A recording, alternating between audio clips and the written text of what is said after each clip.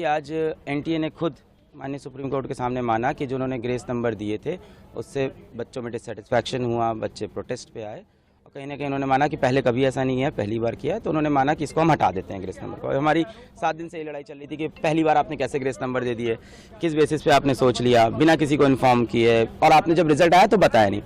अब इससे मेरी प्रॉब्लम क्या क्या, और उन्होंने जज एनटीए ने ये बोला है और माननीय सुप्रीम कोर्ट ने भी एग्री किया है कि जिन बच्चों को ग्रेस नंबर मिले थे 1563, उन बच्चों का या तो री एग्जाम हो जाए, जो कि इन्होंने डेट दे दी है कि अप्रॉक्सीमेटली 23 जून को, या तो वो बच्चे अपने बिना ग्रेस के जो नंबर हैं उस पे हैप्पी हो जाए, यानी उनका ग्रेस नंबर काट दिया जाएगा।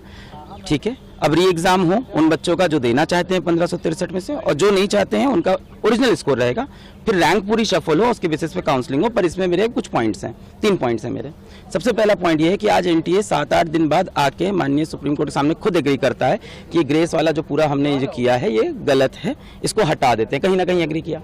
सवाल ये उठता है, ग्रेस देके क्या उन्होंने खुद बताया था? नहीं बताया था। जब हमने 719 स्कोर पकड़ा, 720 तब बताना।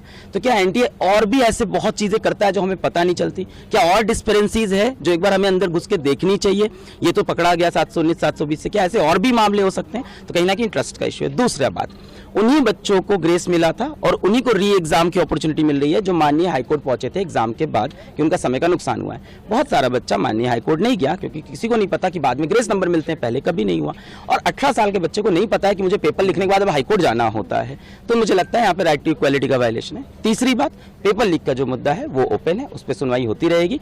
और आज माननीय सुप्रीम कोर्ट में जजेस ने खुद बोला कि मान लेते हैं काउंसलिंग हो गई, मान लेते हैं एडमिशन भी हो गया और तब कुछ प्रूफ होता है, तो we have all the parts to revert everything. Court, we filed PIL regarding this NEET examination. There were various issues which we have raised on behalf of lakhs of students. The main issue was this paper leak and the other malpractices which has been followed by the NTA.